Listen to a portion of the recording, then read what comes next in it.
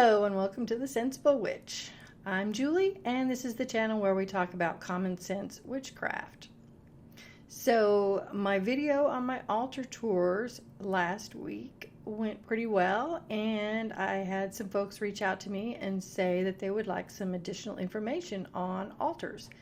So today we're going to do a simple altar setup and also a low-cost altar setup. It's just going to be one altar setup, simple, low cost, but very effective, very powerful. So let's get started. So here's my altar board that I showed you guys in the last video, and I don't always do this anymore. I do this if I'm doing full ritual with a group of mine. But you can begin your altar prep, if you like, by setting up your elements in your quarters. And the traditional setup is earth to the north. This way is north, y'all. So earth to the north. This is frankly some potting soil I just grabbed out of one of my plants. I didn't feel like going outside. But hey, it's earth. You can also use a rock. Or you can use a candle, brown or green, for earth. Moving on to the east, we have air. I have a feather here to represent air.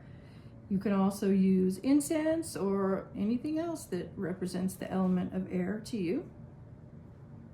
To the south is fire, so we have fire. Literal fire here. So a candle, you can also use a red candle if you like, but I'm going for the basics here. This is just a tea light. Again, all the stuff here is free except for the candle, and you can get tea lights for very, very cheap. You can pick up feathers outside. And then to the west is, of course, water, and again, we have some water. Editing Julie here. These directions are really just suggestions, guys. You can do whatever feels right for you. For example, if you live on the East Coast and water, a huge ocean is to the east, feel free to put that in. Again, no rules. This is just the basics. Do what works for you. So before I do any ritual or working on my altar, I like to cleanse the space, and I'll either do a sound cleansing with a bell, or I will do a ritual sweep with my besom. I purchased this besom, but you can make your own. You can get cinnamon brooms. Oh, they smell so good. Cinnamon brooms, just about anywhere, especially in the fall. You can get them at the dollar store. Some ribbon, a bell, a little pentacle charm, and some floral stuff you can pick up from outside. Just kind of do a quick cleansing of my altar. Also, sometimes I like to have my pentacle in my altar space. Again, you can get different things to use for a pentacle. You can find a necklace or a charm for a very reasonable amount of money, or you can make your own. You can make your own with sticks. You can do your own art piece. You can draw it out. You can color it, any number of things. So witchcraft does not have to cost a lot of money, y'all. You can do so many things for free. If you like, you can also include seasonal elements, whatever season it is. Maybe there are some pretty little flowers growing in your yard. You may want to grab a couple of those. Maybe you want to bring in a little bit of snow during the winter to use as your water element, or, lay it out on your altar. Anything seasonal that you can bring in from outside is great. You can use grass for earth. So many things that you can do. So let's move on to when I do workings. So when I do a working, I almost always do candle magic, y'all. Maybe that's one of the reasons I'm such a fire hazard witch. I'm horrible. But I do candle workings all the time. And this is just a chime candle. These are very cheap, and you can get different colors also. I just grabbed the white one that I had out already, but I have these in all colors, and you can pick up a number of these for cheap. But if you don't have a bunch of colors, you can always use a white one, y'all. This is universal. I will often carve my intention into the candle. Again, I have carving tools, but honestly, you can use a screwdriver.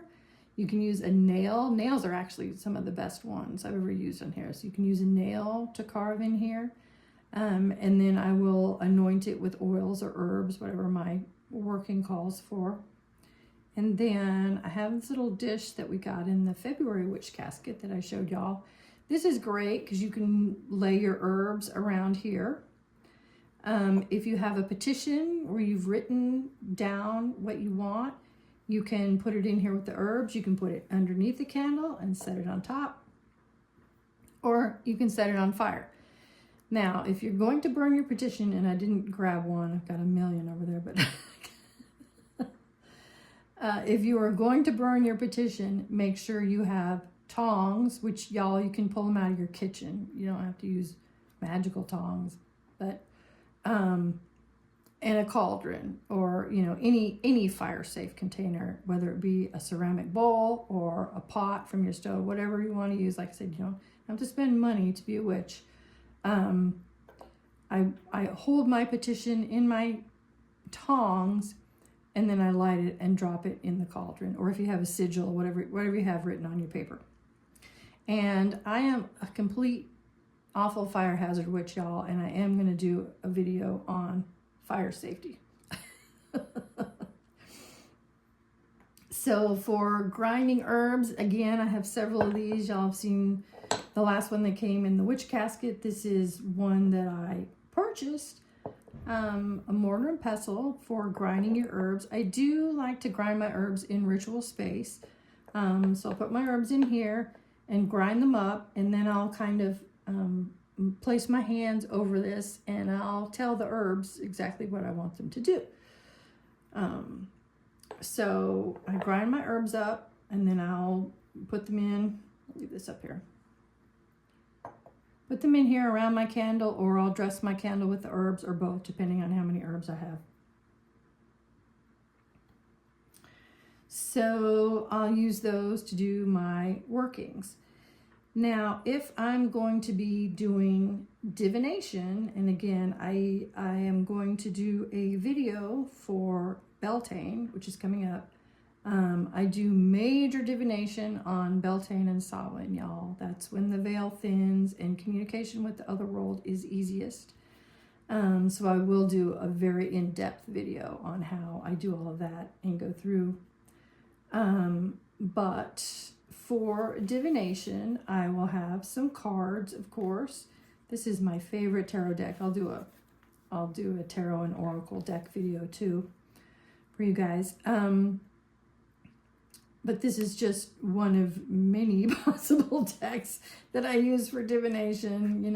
If you know, you know. If you collect tarot and oracle cards, they kind of build up very quickly. But these are great for divination. I also do incense and fire scrying for divination. You can use a black mirror for divination, and you can make one of those again for almost free. Things you can buy from the dollar store, you can make your own. I have a black bowl that I use for scrying sometimes, although I haven't had a lot of luck scrying into the void, as it were. I do better with smoke and fire. But those are options. Crystal ball is another option. So that is how I do my basic altar setup for workings. And again, I add things for different times. I'll show you the things that I bring over from my ancestor altar to do my divination and communication on Beltane. beltane. So we'll have that video coming up very soon. So that is the video for today. I hope you guys enjoyed it. What is on your altar? I would love to hear about them, so you can comment below. You can also follow me on Facebook and Instagram. You can drop a picture of your altar on Facebook so I can take a look at it. Please like and subscribe, and I'll see you all on the next video. Bye.